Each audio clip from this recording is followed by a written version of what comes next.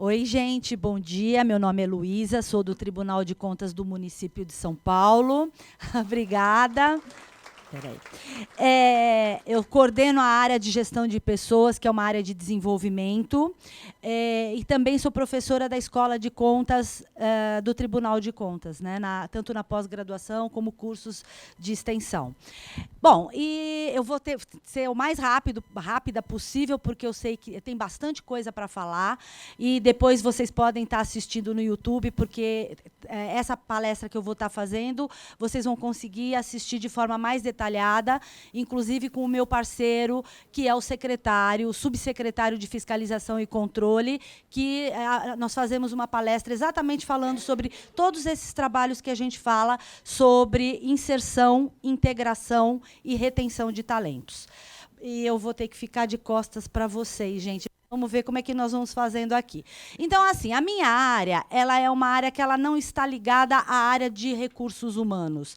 Ela é uma área estratégica, ela está ligada à Secretaria-Geral, que está ligada ao presidente.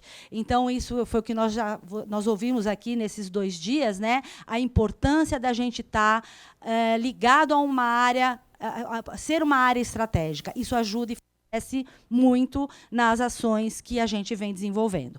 Uma outra coisa, nada do que eu vou estar falando aqui é fácil, nada está pronto, tudo está em desenvolvimento, né? Como tudo na vida. Uma área de gestão de pessoas, ela está o tempo todo em processo, em movimento, o tempo todo. E a minha área não é diferente. Todos esses projetos que a gente vem fazendo, eles são feitos em conjunto, eles vão sendo criados e surgindo em conjunto com as lideranças e com as equipes. É um trabalho muito feito ali, ó, junto, né? Gestão de pessoas, que é a minha área chamada gestão das relações do trabalho, e as demais áreas do tribunal, tá? E, em específico, esse trabalho que a gente vai estar falando está ligado à área fim do tribunal, que é onde a gente coloca o maior enfoque para que vocês possam estar conhecendo esse trabalho.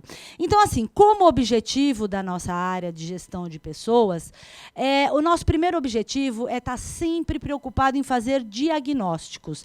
Diagnósticos de desenvolvimento, não só aquele diagnóstico de capacitação técnica. Porque a gente acha que a gente tem que olhar de uma forma geral, a gente tem que ter uma visão de gestão de pessoas de forma geral, e não apenas a necessidade de capacitação técnica. Começa por aí. E aí a gente tem um instrumento que, anualmente, ele é um mini clima organizacional, na verdade, que anualmente a gente faz com os gestores para a gente ter uma fotografia. O tempo todo eu trabalho com fotografia do que está acontecendo no tribunal naquele momento com as equipes. E aí, a partir daí, vão surgindo os trabalhos que vocês vão conhecer hoje. Aí tem a parte de treinamento e desenvolvimento, que qualquer área de treinamento faz normalmente, né? Que é tanto a parte técnica como os cursos comportamentais. E eu sou responsável por todos os cursos comportamentais, tanto da escola como do tribunal. Colocar a pessoa certa no lugar certo, que é o processo seletivo que a nossa amiga do Tocantins tinha questionado. Fazer um processo seletivo em órgão público é possível, depois que já foi feito esse processo, lá quando ele, no concurso público, foi avaliado tecnicamente? Ele deve ser feito, né? Colocar a pessoa certa no lugar certo. Por quê? Porque as habilidades são diferentes, as experiências que ele traz são diferentes, e eu preciso encaixar essas habilidades e essas competências que ele tem no lugar certo, que vai estar adequado ao perfil, né? Colocar a pessoa certa no lugar certo. E aí não paramos aí. Além de ter colocado a pessoa certa no lugar certo, eu falo que o nosso trabalho lá é bem artesanal. A gente faz um acompanhamento para verificar como é que está a adaptação do servidor na área de lotação, né? Em todos os sentidos. Como é que foi? Esse processo seletivo está ok? Deu certo? Enfim, a gente faz todo um acompanhamento. Aí a gente faz também uma coisa que eu me identifiquei muito com a Cláudia, porque tudo aquilo que a Cláudia falou é o nosso objetivo e trabalha lá. a preocupação em adaptar o novo à cultura. E não só a adaptação à cultura, né, que é conhecer como é que são as ordens internas e tudo mais, a gente provoca mudança na cultura, como acabou de acontecer com a chegada de uma grande quantidade de servidores da geração Y, e que a gente precisava adaptar esse órgão a esses novos servidores. Porque, afinal de contas, eles são diferentes. E os tribunais de contas, eles são mais formais. Desde que eu entrei no tribunal, o tribunal vem passando, estou há 14 anos no tribunal, por processos de mudança de cultura, e graças ao investimento em treinamento com gestores e com equipes, a gente vem conseguindo fazer essas mudanças de cultura. É pena que eu não tenho tempo para falar e dar exemplos de várias mudanças que aconteceram, né? Mas eu estou à disposição depois para que vocês possam entrar em contato e a gente poder falar um pouco mais a fundo. Enfim, e aí o que acontece? A gente tem toda essa preocupação, porque não tem jeito, né? O órgão ele está em movimento, e a gente tem que ir adaptando, e com a chegada, principalmente, de uma nova geração Y, se nós não nos prepararmos para isso, nós iremos perder, nós não iremos conseguir reter as pessoas. E o custo disso para o órgão público é um custo alto. Então, a gente tem que ter toda uma preocupação em cima disso. E também uma outra coisa que a gente procura fazer muito é fazer dinâmicas onde a gente possibilita a troca de experiências entre as equipes, dentro de uma única área, entre áreas. É uma forma de a gente poder estar o tempo todo ter trocas para que a gente faça com que esse órgão ajude a ele a evoluir, né? Esses são os nossos objetivos. E dos nossos objetivos, esses são os principais projetos. Tem até outros projetos que a gente desenvolve, mas eu trouxe os principais, que são inserção e integração, que é o processo seletivo logo inicial, de quando o novo chega, desenvolvimento gerencial e desenvolvimento de equipes, que é aquilo que o nosso colega Walter falou, que a gente tem toda essa preocupação no tribunal, a gente evita o gap, né? E se não está dando treinamento, a gente está trabalhando com os gestores o tempo todo. O processo seletivo para a escolha de gestores, porque antigamente era escolhido, eu gosto de você, ou você, né, de todos aqui da minha área, eu tenho uma afinidade, você trabalha bem, então é você que vai, né? Você vai ser o próximo gestor. Não. Hoje a gente tem todo um processo seletivo para perceber qual é o perfil que melhor se enquadre naquela área. Cada área é uma área, e isso a gente tem todo esse cuidado. Aí a gente tem um trabalho também de movimentação interna, que é quando ou a pessoa ela é demitida, que nem disse o Walter, e aí a gente tenta fazer a realocação dessa pessoa, também parecido com o processo seletivo de gestor. E o rodízio, que isso é uma das coisas que, na verdade, pelas normas internacionais, os gestores têm que rodiziar de tempos em tempos. Os gestores não, os auditores eles têm que rodiziar de tempos em tempos. Só que no passado a gente tinha uma dificuldade muito grande, porque o pessoal já estava acostumado há muito tempo numa mesma área. E aí, com a chegada dos novos, nós implantamos o sistema de rodízio. E esse sistema de rodízio, que eu vou falar para vocês daqui a pouco, o que vai acontecer? Ele começa a mobilizar também os mais antigos. E aí a gente começa a mudar um pouco essa cultura de que pessoa, porque mudar de área, até pouco tempo atrás, era o quê? O funcionário problema. E, infelizmente, não é isso. Uma pessoa passa 20, 30 anos num órgão, ele cresce, ele evolui, ele se especializa. E se você deixar ele fazendo a mesmice, é óbvio que ele vai desmotivar, né? E aí é um prato cheio para a gente ter aquele funcionário que não funciona, que trabalha, né, que fica lá encostado, ou então ele acaba prestando concurso e indo para um outro órgão. Então, a gente tem essas duas opções. Então, a gente precisa se preparar para tudo isso, porque órgão público, eu falo, a gente tem que fazer um trabalho tão parecido quanto a empresa privada, e até mais. Por quê? Porque você precisa o tempo todo pensar em motivação desse funcionário. Bom, Aí, fora isso, a gente tem mais alguns outros trabalhos de feedback das equipes, que eu vou estar falando rapidamente. Perfil das equipes. E esses 2 trabalhos, vocês vão ver, inclusive o perfil das equipes, a gente tem muito isso dos gestores virem procurar a gente e a gente vai criando trabalhos a partir das necessidades dos funcionários, dos gestores. Né? E é muito legal isso. E aí eu faço também um trabalho de consultoria com os novos gestores, com coaching, com mentoria, ou seja, o gestor ele acabou de passar por processo seletivo e ele foi o escolhido, aí a gente faz um trabalho de coaching com ele para que ele possa se apropriar deste novo papel e ele automaticamente poder coordenar a sua área, poder direcionar ações com a nova equipe. Tudo bem, são amigos, mas ele tem um outro papel que é diferente do ser amigo. Então, ele precisa conhecer o perfil dessa equipe. Ele precisa entender como é que essa equipe funciona e qual vai ser o plano de ação e as estratégias que ele vai usar com esta nova equipe. O papel dele agora é outro. Então, a gente prepara isso, fazendo atendimentos individuais com cada um dos gestores, para que ele se aproprie desse novo papel e ele vá com coragem, porque muitas vezes alguns ficam, né, a gente percebia logo no começo que muitos ficavam, ai meu Deus, né?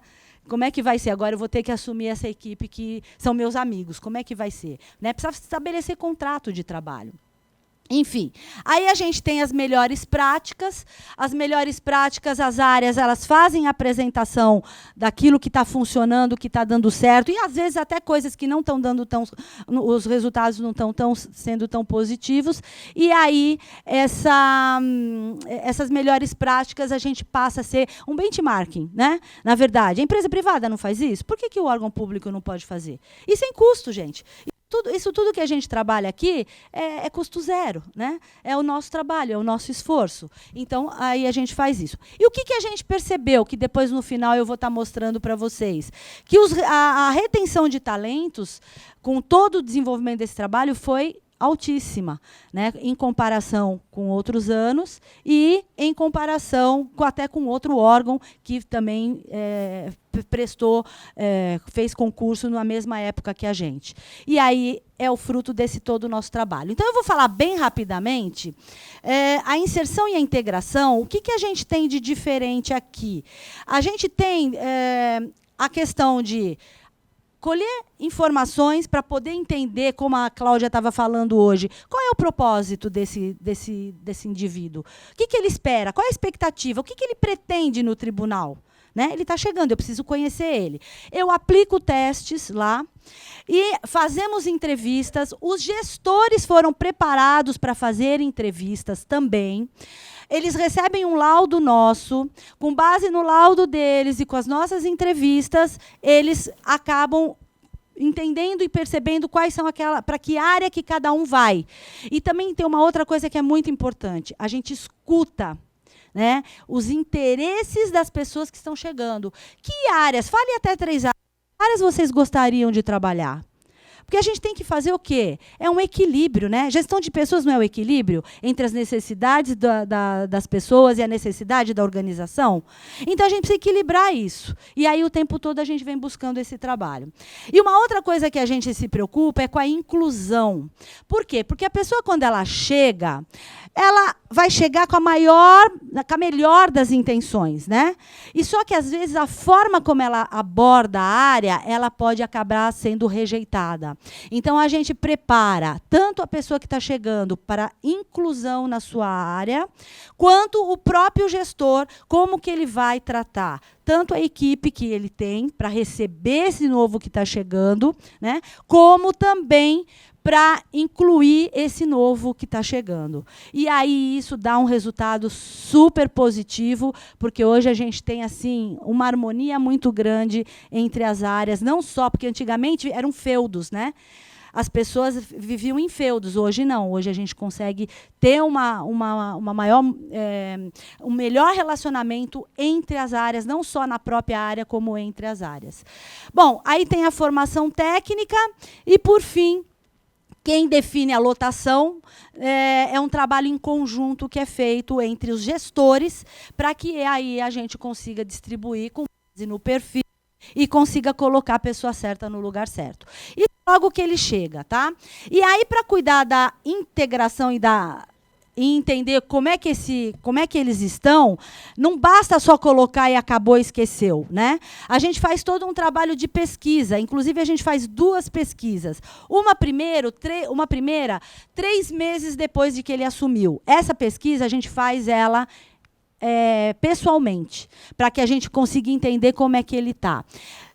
E 1 ano depois, aí a gente faz por questionário para ir vendo como é que está. E aí, quais foram os nossos focos com esta equipe que chegou? Para vocês terem uma ideia, 75% das pessoas que ingressaram no tribunal, elas eram de outros lugares de fora de São Paulo. Altíssimo. A gente nunca no tribunal tinha acontecido uma coisa dessa. Tá? Bom, enfim. E aí, a gente cuidou também da questão da lotação, como é que eles estavam se sentindo na lotação e como é que eles estavam se sentindo na cidade de São Paulo, porque é uma nova adaptação. Para vocês terem uma ideia, a gente dava telefone nosso para que, se tivesse qualquer problema, para eles ligarem para a gente, podia ser final de semana, e nós cuidamos deles, né? Em todo esse momento de transição. Bom, o rodízio, por que fazer o rodízio? Aquilo que eu já coloquei, ele aumenta o conhecimento e a adaptação do novo na área, encurta esse espaço, né, porque ele faz o rodízio, a gente começou fazendo em três áreas, inicialmente, durante o período de 1 ano, e aumenta também o conhecimento entre as pessoas, aumenta a troca, os antigos passam a conhecer os novos, existe uma troca maior. E isso acaba refletindo, inclusive, nas áreas, porque um acaba levando conhecimento, expertise de uma área para outra, e aí acaba se aperfeiçoando processos de trabalho dentro das áreas. Bom, eu só tenho 5 minutos. Aí o desenvolvimento gerencial, eu faço todo o trabalho de treinamento, de desenvolvimento de pessoas, e no final do meu trabalho de treinamento, eu faço um diagnóstico com a equipe, aonde eu levanto, através de uma dinâmica, aonde eu levanto como é que eles estão percebendo os processos de trabalho, as atividades e os relacionamentos, como é que eles estão em relação a SFC de forma geral. E aí esse trabalho foi riquíssimo, fizemos a devolutiva para o subsecretário de Fiscalização e Controle, que aí ele começa a dar tratamento, né? Não basta levantar, tem que dar tratamento, porque vem críticas, vem sugestões, e aí, a partir disso tudo que vem das equipes, que são os nossos diagnósticos, aí começam-se planos de ação. Muitas comissões foram criadas a partir desse trabalho que foi feito. E esse trabalho deu tão certo que aí acabaram, que é um trabalho de escuta, né? A própria SFC acabou contratando um feedback entre equipes, que é um trabalho muito parecido com esse, só que era feito o quê? Com cada coordenadoria. A gente escutava cada uma das coordenadorias, dava sem a presença do gestor. Tá? Depois, a gente dava uma devolutiva para o gestor, falando o que tinha vindo ali com aquelas equipes, sem mencionar nomes, porque o objetivo não era mencionar nomes. E um outro cuidado que a gente levantava tanto coisas positivas, né? Como é que essa equipe está percebendo positivamente a área? E o que precisa ser aperfeiçoado? Esse era o segredo. Não é crítica, não. É o que precisa ser aperfeiçoado. E aí eles começam a trazer. Aí a gente dá uma devolutiva para os gestores e orienta os gestores a como fazer essa devolutiva agora com a sua equipe para montar planos de ação. Tá? E aí, passado um tempo, a gente volta e a gente vai coletar quais foram as mudanças que aconteceram. Tá? Enfim, mais detalhes, se vocês assistirem o vídeo no YouTube, vocês vão ter bem mais detalhes do que eu estou falando aqui, porque eu estou falando de forma muito geral. Aí o seletivo interno de gestores é praticamente o mesmo. A gente faz um convite, abre, e agora nós estamos montando um banco de talentos. A gente também aplica testes, faz estudo de caso, realiza entrevista, a minha área realiza entrevista, a área, os gestores realizam entrevistas, aí a gente define a pessoa, aquele que a gente acha que tem mais a ver com o perfil, aí encaminha para a presidência, e até hoje, graças a Deus, a presidência não esbarrou nenhum do que a gente acabou selecionando, né? Porque, na verdade, quem vai trabalhar são quem? São os gestores. E eles têm que estar envolvidos nesse processo. Não é simplesmente colocar a pessoa e acabou, né? Tem que ter todo um envolvimento de todo mundo. E uma outra coisa que a gente faz uma devolutiva para todo mundo que participou do processo seletivo. Por que que aquela pessoa não foi escolhida? E isso é feito um trabalho, não sou só eu que dou a devolutiva. Essa devolutiva ela é feita em conjunto com os gestores que estavam participando do trabalho, do processo seletivo que estava selecionando, né?